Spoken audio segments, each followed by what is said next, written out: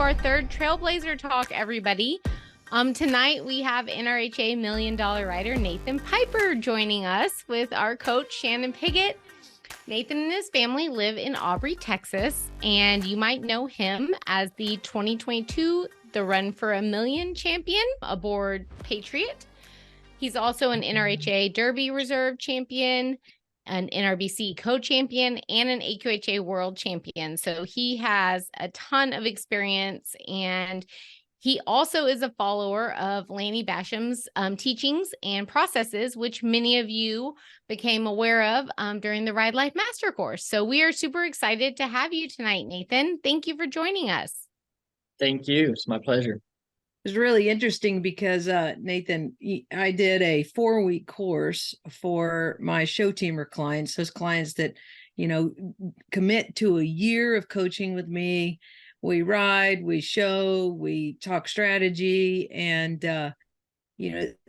as we were doing this, I recognized that there was a big kind of hole in the program. And the program was kind of the mental process, that mental fortitude to be able to compete and show well. And so I had found Lanny Basham's teachings and was enthralled. I mean, I read the book 2 or 3 times and started applying some of the things to my training, coaching, and also showing. And I was like, wow, this is really good. So we did a 4-week course where we broke down much of the teachings from this book right here, which you guys, I'm going to show it to you right now. This is Lanny Basham's Olympic and World Champion Rifleman with winning in mind. And you'll see all the little tabs I have on the side. Well, we took that and put it in a 4-week course, and everyone loved it. We all learned a lot. It was a mastermind group. I'll probably do it again at some point in the future. But as I'm going through this course and preparing, I would provide YouTube videos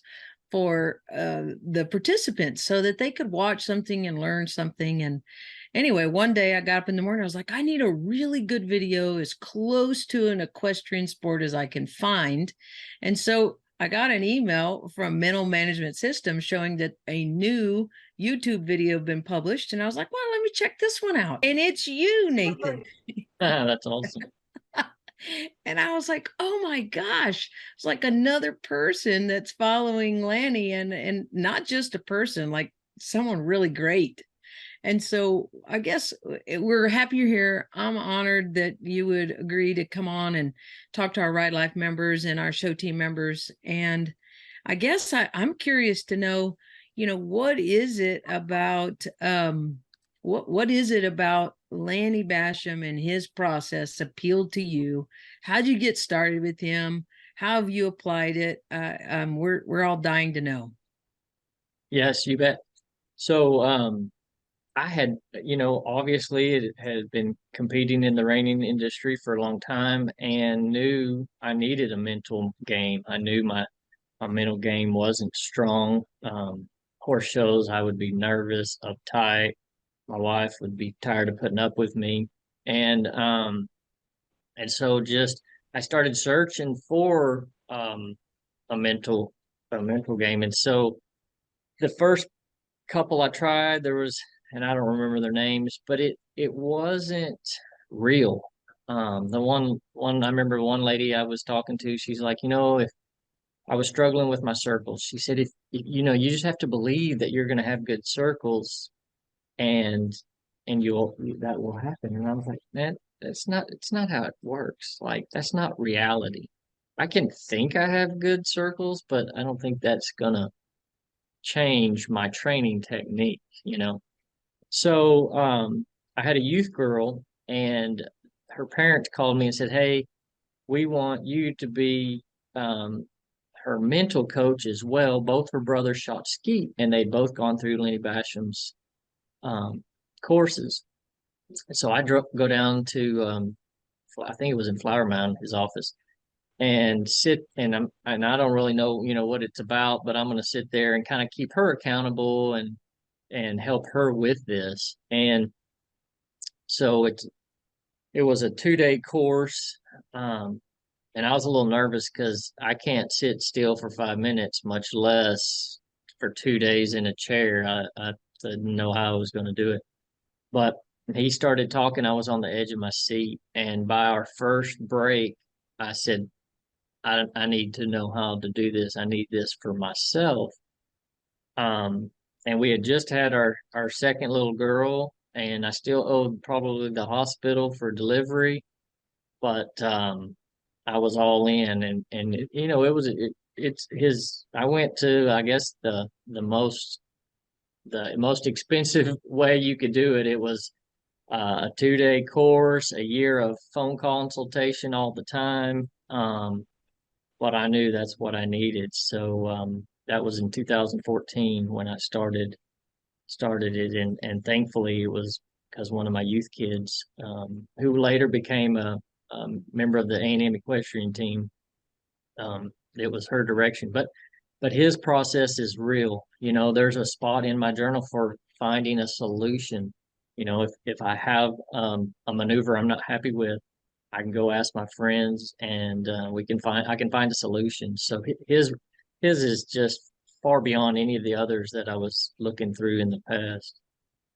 One of the things I really like about his teaching, right, is this one concept. I think this was one of the things that really spoke to me, is that you don't have to win to be a winner. And that it's up to each person to define what winning means to them. And I think about all the, clients that I coach, and, a lot of times they'll say, hey, I want to win a buckle. They want to win a buckle. They want to win a championship. And that's kind of like that outcome goal. That's the end result.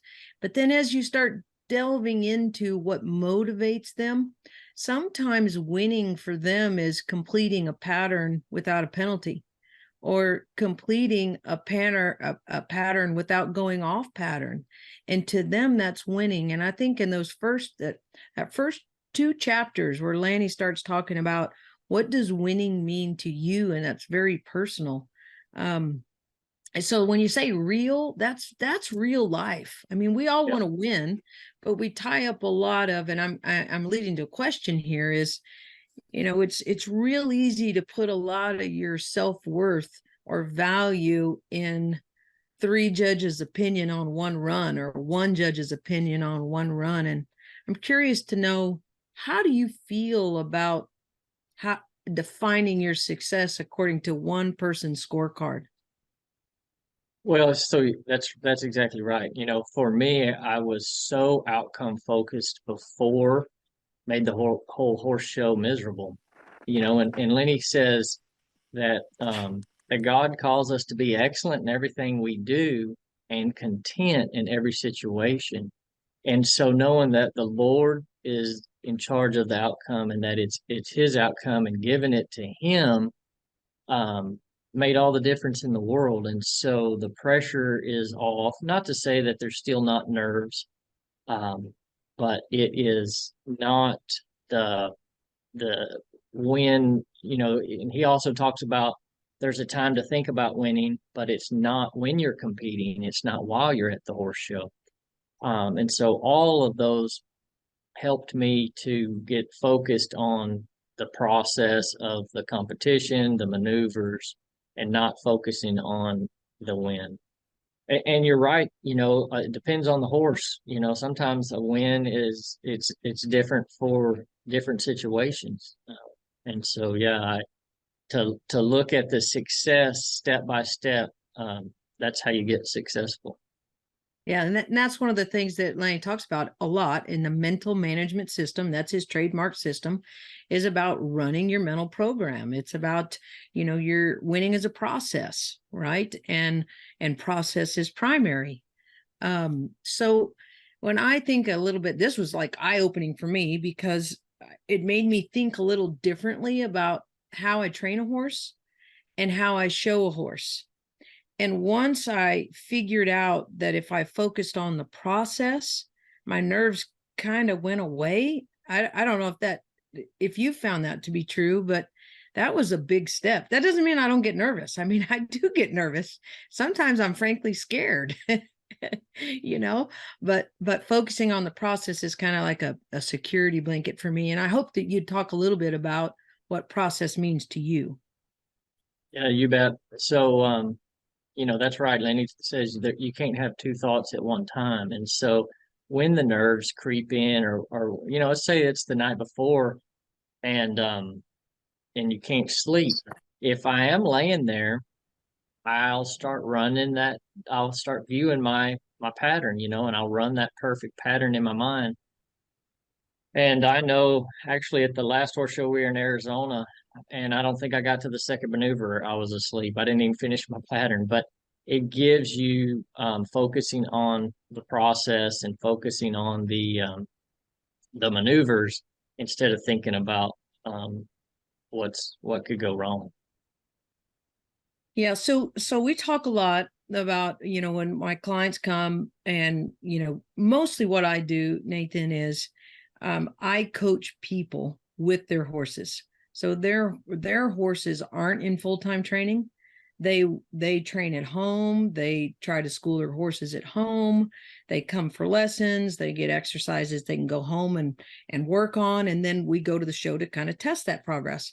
And so a big part of that is really creating those processes to set them up for success. And so it was, when I think a little bit about what we talk about, it's got deep roots in Lanny's program, which is we're trying to take conscious thoughts about skills, abilities, and we're trying to turn those into what Lanny calls subconscious actions. I'll call it autopilot for the sake of our call today, where you really don't have to think about how your body is moving or where it's moving or when it's going to move to execute a certain pattern or a certain class. And then as we move along, we really focus in a little bit on that self-image, like what do I believe about myself and my performance. And I guess, when I think about all your successes, I mean, you won the Run for a Million in 2022 aboard Patriot, which was phenomenal. He's a gorgeous horse. I really want to see that video here in just a second. But you were at the Run for a Million in 2021, but at that show you had placed seventh, and you went from, well, first you had qualified a big group, then you placed seventh, and then you won the next year. What changed in that 12-month period for you? That's a good question. So it was the first year, I felt very locked into my mental game. I really wasn't nervous. We had some distractions, and Lenny talks about what happens if something comes up, and I sure did have a distraction that year. Um, but I had prepared for with my mental game. I was relaxed. Um, my horse showed well. He was a 24 and a half. He did good. I felt good about it. We got some of their money and went home and I was happy and I wanted to go back and try it again. But I think, one of the things at that time when I coming back, I kind of knew what to expect. So that helped me a lot prepare in Lenny's program, already being there one time, knowing, that the show, the Last Cowboy is with the show. And so, what about the cameras and stuff? And so knowing how all that was working and being more comfortable with all that situation really helped prepare me for that second year. Do you want me to go ahead and show your spectacular run, Nathan? You can kind of visit about how this run was a little bit different for you. Sure. We're going to take a ride with you on this run. I'm excited.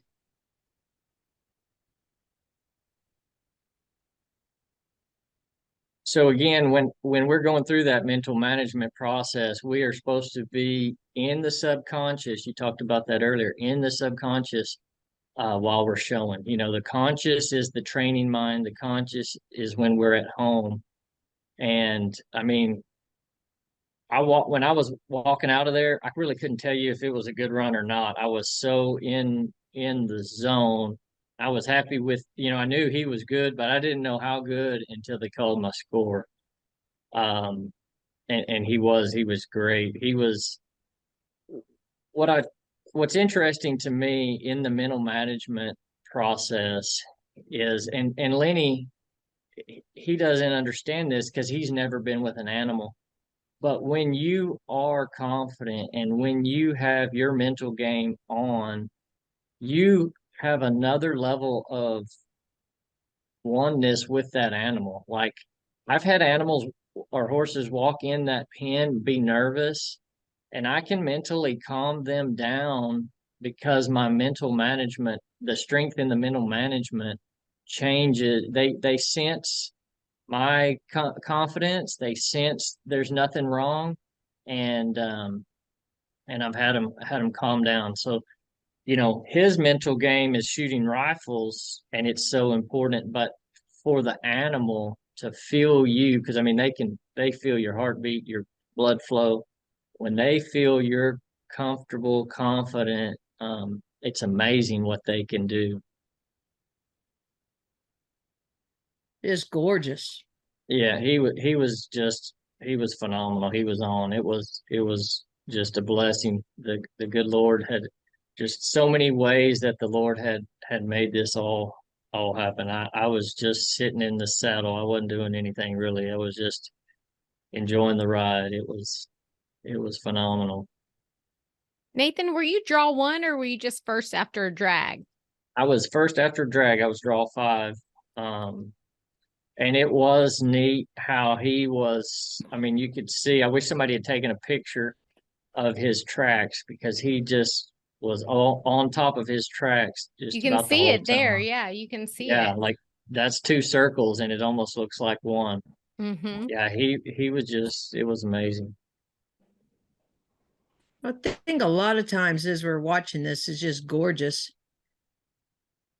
Some riders, and it doesn't matter if they're non-pro riders or they're novice riders, they're still they know what they want to do, but they're still trying to kind of figure everything out. What advice could you give them about finding this sweet spot that we would call flow, or where everything's just coming easy and you are together with your horse? Well, I mean, Lenny Basham explains that where the subconscious, the conscious, and the self-esteem is all there, the same, that same. If you're smaller in one area, then you aren't going to have that flow. But he calls that the triad state, where they self-image, not self-esteem, but the self-image. Um, and I tell you, I was doing Lenny Basham's work for a long time, and I was in the. I mean, I was making the futurity finals, and I'd be 15th, 14th, and just really happy. I was like, Lord, I'm very appreciative of where I'm at, but I'd like to be better. And I realized that my self-image, I listened to his the audio book of With Winning in Mind, and I had always read it, but I decided somebody had given me the DVD, so I decided to listen to it. And I heard him say, some people hope to win and some people expect to win. And I was like, that's exactly me. I'm hoping to win. And he tells a story about a lady pistol shooter in Canada. She told herself that it's like her to be, it was the 1984 World Olympic champion. And she told herself that over and over and over. And Lenny says, it doesn't mean it's going to happen every time, but it can't hurt. So I told myself that for 2 weeks, that I was the 2019 NRBC champion.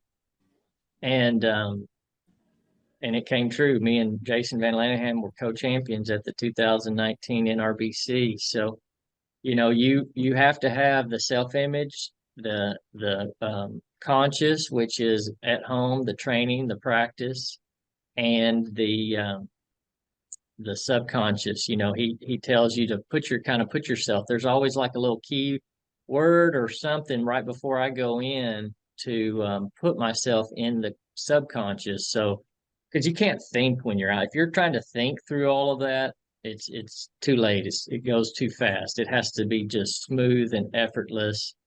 And when you're in the subconscious, a lot of times you don't even hear the crowd, or it's kind of like, man, did that really happen? So you're doing good when you're in the subconscious.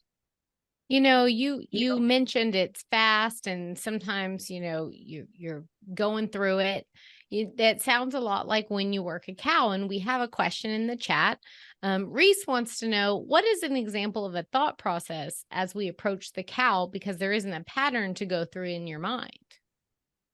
Yeah, so I don't know a lot about cow work, but you would want to get out of the way. I mean, to me, in my horse training, Patriot, I'm best when I'm out of his way. He's his best when I'm out of his way. So I want to show him how to turn and then let him do it. And so I would think, your eyes are very important in the pattern. I would assume your eyes on the cow would be very important because those horses know where you're looking. So I stress looking up in that pattern. And I would, on a cow, I'm sure your eyes would be important too, to help that horse know, where to go and where to be with that cow.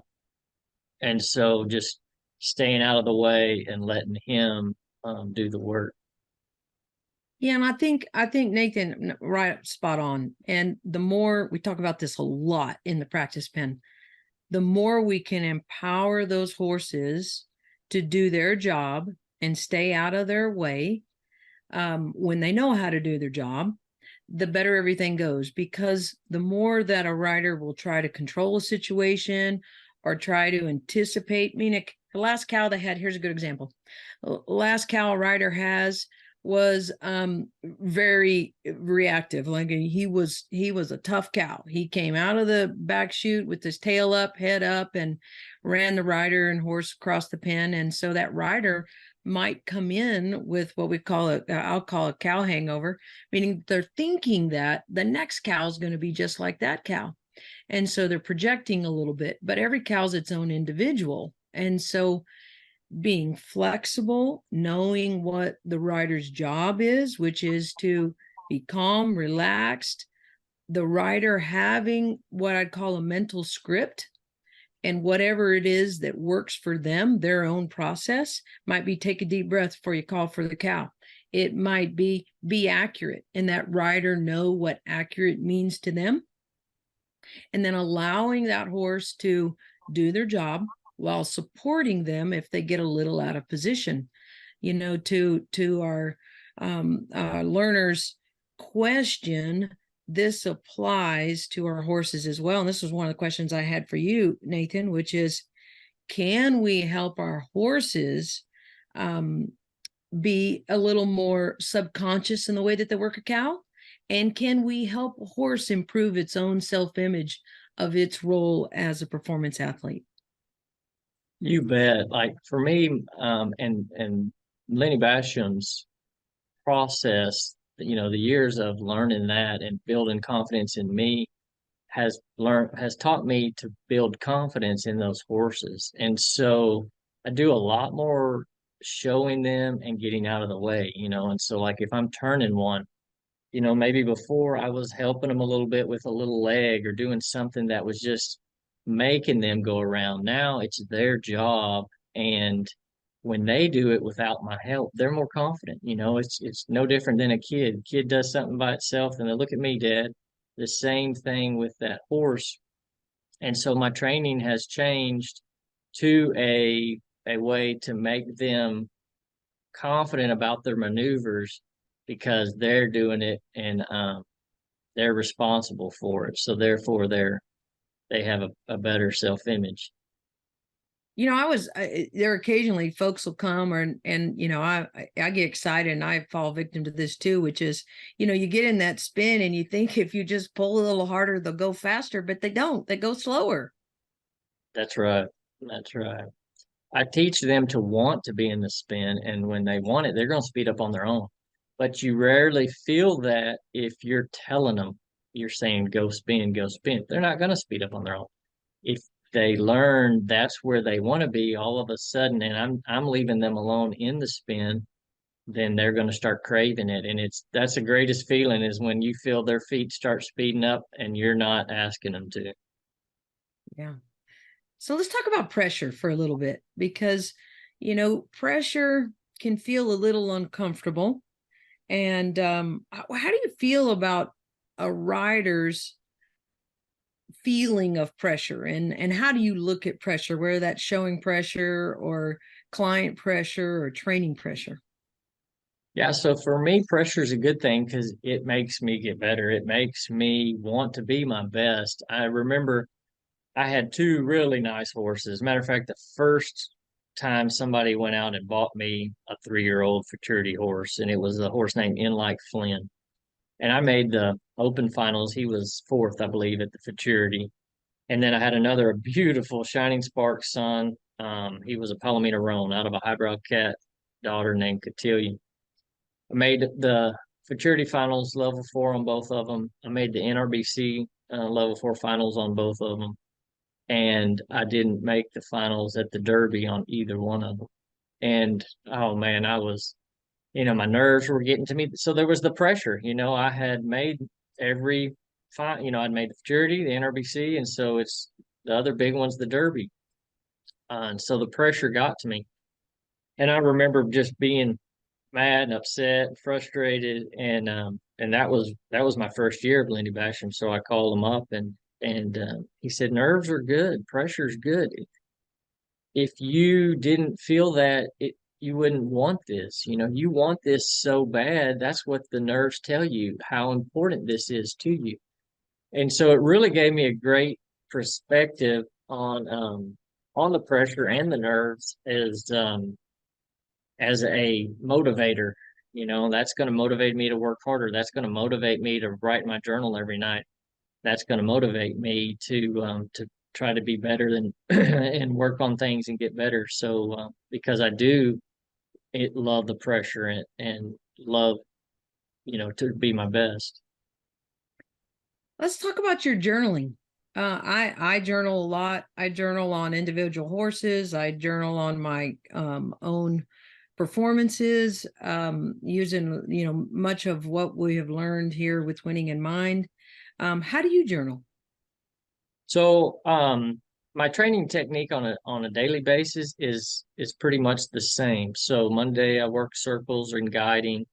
I'll spin a little bit every day. I work left rollbacks and work left to right lead changes on Monday. Tuesday I'll work the left lead stop and I'll spin a little bit every day and do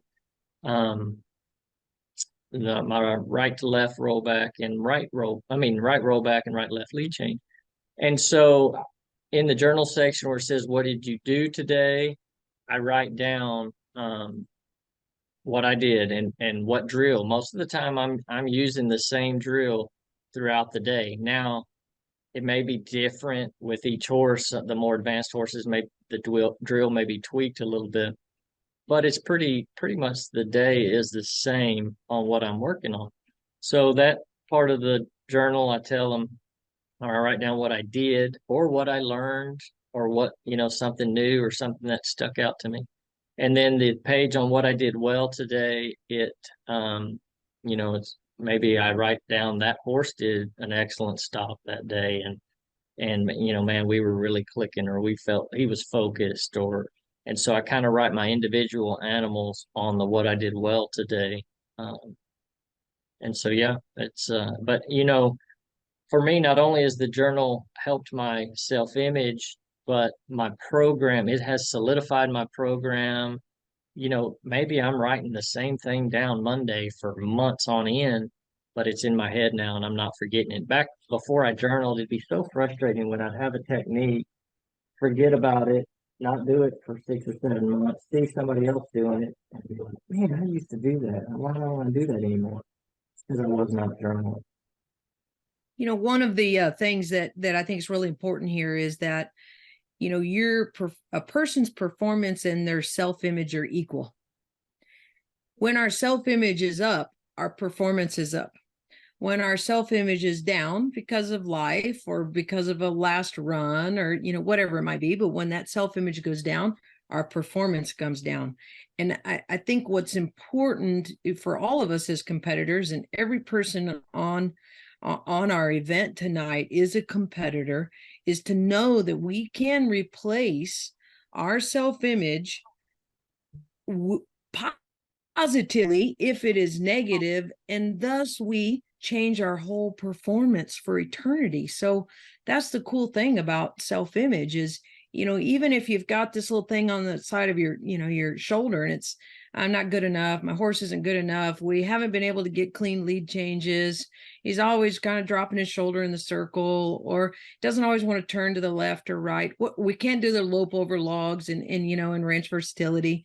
Those negative thoughts diminish our self-image. If our self-image is low, our performance is low, and it's easy to replace that self-image with something very positive. And you said it, and that's why I want to bring it up, is that it's like me to lope the logs properly, it's like me to control my cow, it's like me to change leads. And just that positive affirmation, and you're doing it in your journaling, what would right would you learn, that can improve your self-image. And I think it could also improve the confidence of your horse because you believe in them too. Yeah, that's exactly right. One of the things that I had that has taken time, because I'll go home and you just go to training and you don't think about it, but if I run down there and have, maybe it took me 10 times to get a good stop, but when I have that good stop, it's like me to stop my horse like that, and so just start. And so then the next time I stop that horse, it's 5 times, and then it's 3 times. And then he runs down there and stops the first time, because it is like me to sit that way, to say, well, the smooth and slow. And so, yeah, it builds confidence with me and the horse. So when I have a good turn in training and practice, or I have any maneuver, that's like me to do the maneuver like that. That's great. We have another question from our viewers. Nathan, Stacy would like to know how many other open riders use the same practices of mental management that maybe you know about or they've shared with you. So I don't know of any that use Lenny Bashams that I know. I've told a few friends about it, but I don't not heard of anybody that use it. Except, of course, all of us here. Yeah, there's a lot of people that you hear about in different events. Matter of fact, Lenny told me that the guy was 3-time world champion in the cowboy shooting, and he never met him, but he said, hey, I read your book and it's really helped me. So I mean, there's people that never reached out to the mental management and but bought the book and had success. That's great. So Nathan, you're an inspiration to all of us. It was great to watch that beautiful run on Patriot, and you looked cool as a cucumber as you went out there and performed your best. A lot of folks that are maybe watching this are thinking about an upcoming show that's important to them, something that they want to do well at. And that might be a show, might be a trail ride. I mean, whatever it might be that's important to them. Do you have any words of advice to help them squash any nerves they might have, or to help them perform better? You bet. So the right before you go in, he talks about that everybody has a certain little saying to get into the zone. But if you are maybe on your horse getting ready, or the morning before, I'm going to work whatever pattern it is. And the cow, you don't have a pattern, it's unexpected, but I may visualize me and that horse working a cow in sync, and just visualize what my horse is doing when that horse turns back, or when that cow turns back. And so anytime for me, it's practicing the maneuvers, not thinking about being outcome focused, but being process focused, or focusing on that maneuver or that pattern. And so that's my go-to for to just keep you from thinking, because you know what's going to happen. Now, to me, it's the enemy trying to spoil it. He's going, hey, what about that lead change? Are you going to have a kick out or this. And so then I just instantly start visualizing that perfect lead change. And I may have 20 perfect lead changes in my mind until my mind can get off of that thought and and make it positive and just visualize it perfect and beautiful and visualize that large, fast, small, slow. If I'm worried about something, whatever I'm worried about in that pattern, I go to visualizing a perfect set of circles or a perfect lead change, perfect rollback until my mind quits worrying about that pattern or that part of it.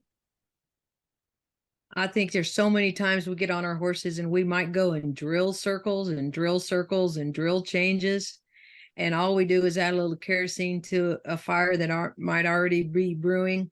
Imagine how many times we can mentally drill without physically grinding it out, trying to get it perfect. No, that's exactly right. Yeah. Mentally drilling it's so much better. Exactly. So, Nathan, thank you for joining us tonight. Thank you for sharing your words of wisdom. Kate, do we have any other questions for tonight? We do. Dina would love to know, Nathan, what is your process to teach your horse the sliding stop so the horse knows their job? So when I start them as a 2-year-old and I'm trotting them around and having a little loping them around a little bit, and they can willfully guide. I just kind of set my hands and start teaching them the word whoa. And so I have a little bit of a turnaround on them. Maybe they can do a 180. And so I don't really want to pull on that horse because if I pull that horse, a lot of times I'll pull the shoulders down and I won't get the front end free. And so I'll have a little bit of bridle, just a tiny bit. I'll say, whoa. And then when they bump into my hands, I'll pull them around and pull that one rein around. And that'll teach them to get on the rear end, keep the front end up. And so I just kind of, whoa, roll them back, maybe lope a circle the other way, say, whoa, roll them back. And then from there, they're going to start having, that slide. And then there's tons of I call them tools. So like when I'm journaling, I'm writing down a drill, which is a tool, and I try to have all these tools in the toolbox. And so in that rundown, they need to be straight, they need to be relaxed, and they need to be running um ahead of me, but not leaving me, and they need to, be running confident. And then there's tools if they lean a shoulder in the stop. And so it gets complicated with all the different tools and when to use them. But that initial, just getting that first sliding stop is just, for me, setting my hands, saying whoa, wallering them around, pulling them around and loping the other way. And I have to put my elbows to my sides and just make sure I am not pulling them. And so I'm going to say whoa, and sometimes they're going to keep going. And then if they keep going, I'll pull that one rein around until they understand that slide and keep that front end free. That's a great question and a great example of creating a process that a horse can rely upon in their early years and that they can count on as they learn more and more. That was awesome. Yeah, You just applied your whole process to the training of that young horse. you bet. And we talked earlier about the mental management affecting the training, but my training is very step by step now, and a lot of Lenny Basham stuff has given me that step by step training techniques. How long ago did you shift to more of step by step? How long have you been learning under Laney, if you'll remind us? So I started in 14, and I think the good Lord had led me a little bit into I didn't know all the steps, but I would work through one drill and then another a little bit before that, probably for the last 15 years. But his management system really helped me to hone in on how to do it. Great. Thank you. Well, Nathan, it's been awesome. I think the things that we've talked about, it's been fun hearing your highly specialized reining approach, to your mental management and your training. This has been a lot of fun. You're an inspiration. certainly inspire me to continue to develop my mental game. As a coach, it helps me to develop, or at least work side by side with those folks that are developing their mental game. So what's next for you?